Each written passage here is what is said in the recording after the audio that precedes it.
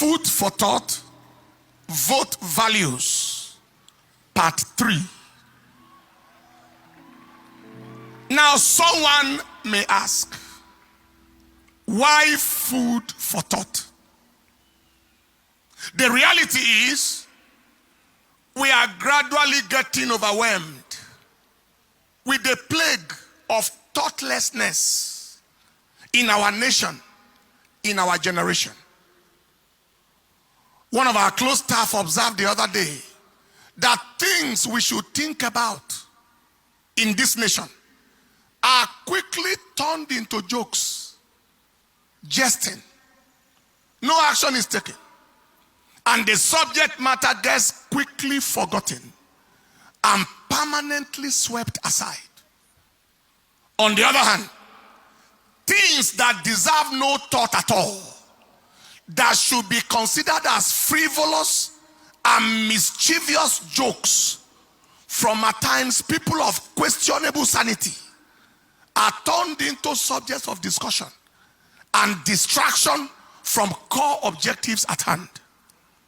Serious things are treated as jokes, and jokes are treated as serious things.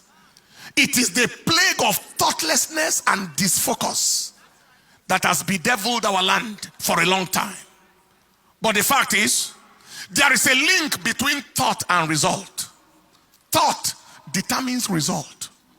Quality of thought determines quality of result. If we must have quality results, we must think qualitative thoughts. The reason why we have not experienced much of qualitative results as a nation is because we have not embraced qualitative thinking as a people. Our mentality determines our destiny. Our mindset determines our outcome. If we don't think, we sink. Until we activate our brain, we do not actualize our gains. To change our season, we must change how we reason. Something to think seriously about today is the level of disvalue, disregard, and disrespect the political class have for the people of Nigeria. We have to think about it. When the two major political parties in the nation made their choices of presidential and vice presidential candidates known, their lack of value, lack of regard, lack of respect for the Nigerian people was affirmed.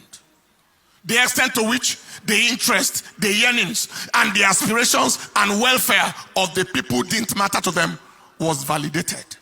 The degree to which the people of the nation have been taken for a ride, taken for granted by the political class, was authenticated.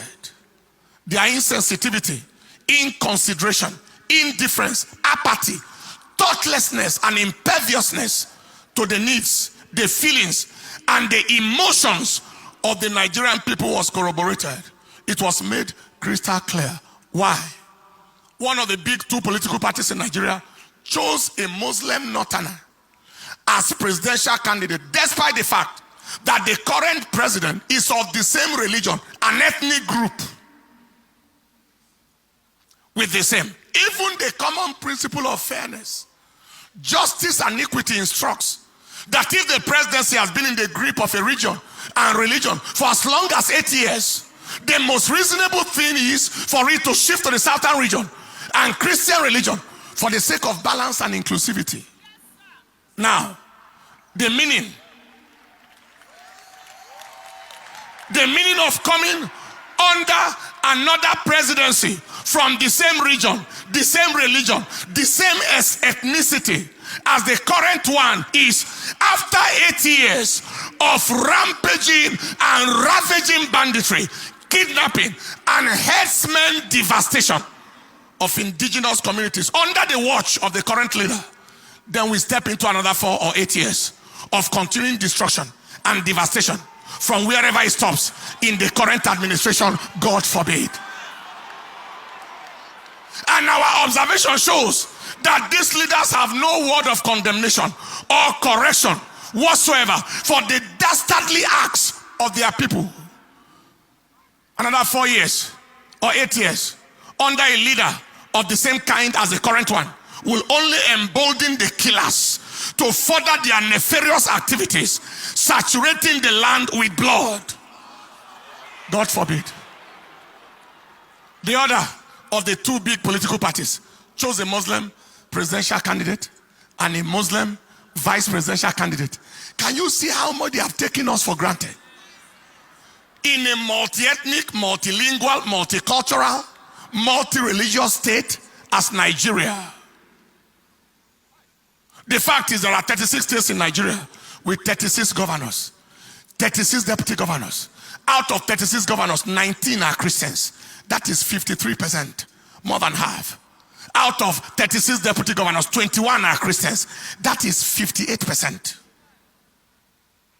Beyond that, of the 6 geopolitical regions in Nigeria, there is an extremely massive Christian population in the south-south, southeast, southwest, north-central. That is already 4/6. Even in the northeast, in Taraba, Adamawa, Gombe, etc., Christians are found in their numbers. Even in the northwest, in southern Kaduna, in Kebbi, etc. These facts do not in any way speak of Christianity as a minority religion in this nation. Not at all. In fact, Christianity is far, very far from being a minority religion in Nigeria. People will actually be shocked when a true and realistic census is done in this nation. Yet, Christianity is despised to the point where not one person could be found to be the running mate to a Muslim presidential candidate, despite such a very massive Christian population in Nigeria. Yet, Christianity has been the victim of relentless attacks on churches and communities. We have witnessed, especially in this administration, highly lopsided, nepotistic, ethnocentric, religiocentric appointments in all realms. The armed forces, the judiciary, the executive, the legislature, the civil service, all lopsided appointments despite overwhelming Christian population in Nigeria. And now they want to place Muslim president and vice president on top of all of that, despite the fact that a Muslim president has literally ruled and ruined the country for almost 80 years now. And people are expected to watch on in cowardice and timidity. That will not happen. The conclusion is the two big political parties, as well as the leaders of our land, have shown us no value, no respect, no regard for the people of the nation.